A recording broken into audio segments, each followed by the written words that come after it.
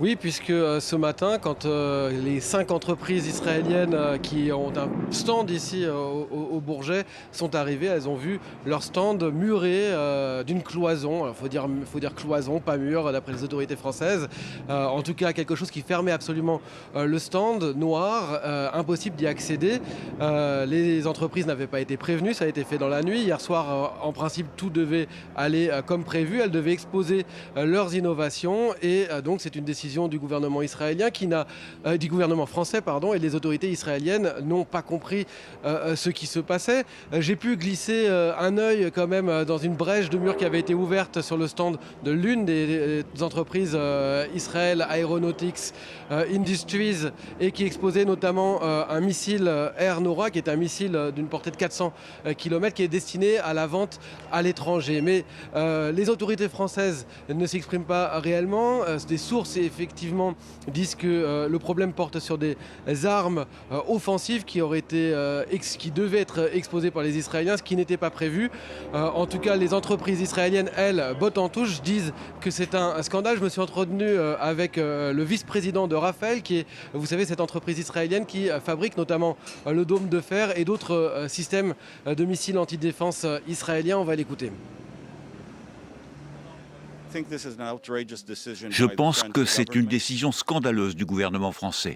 Je la mettrai aussi dans le contexte du fait que la semaine dernière, il y a eu une requête déposée auprès d'un tribunal français pour essayer d'exclure Israël de la présentation de ses stands au salon aéronautique. Et le tribunal français a décidé que nous pouvions exposer, donc c'est vraiment scandaleux. Alors voilà pour cette affaire précisément. Plus globalement, Christophe, ce salon, il s'ouvre et il a lieu cette année dans un contexte de conflits multiples quand même, hein.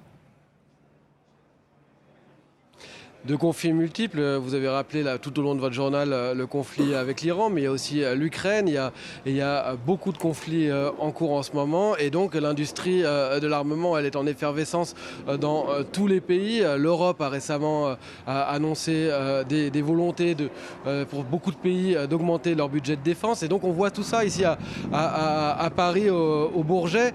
Par exemple, derrière moi, vous entendez peut-être cet hélicoptère, c'était l'hélicoptère Tigre qui est en train de voler au-dessus du tarmac de l'aéroport du Bourget. Toutes les entreprises d'armement françaises sont là, que ce soit MBDA pour les missiles, que ce soit Thales, que ce soit Dassault qui est celui qui fabrique les Rafales par exemple. Tout le monde est là, les Américains, les Turcs également. On a vu beaucoup de pavillons étrangers pour les industries d'armement. Et puis il y a évidemment aussi l'aéronautique civile qui est là. Et là aussi ça se déroule dans un contexte particulier puisque Boeing devait faire son grand retour, mais tout ça la fête a été gâchée par ce crash la semaine dernière d'un Boeing 787 d'Air India, et le patron de Boeing a non seulement décidé d'annuler sa venue ici, tout comme la patronne de la division civile de Boeing, mais Boeing qui s'apprêtait à faire des annonces en termes de commandes va se concentrer sur d'autres choses ici, mais pas sur des commandes.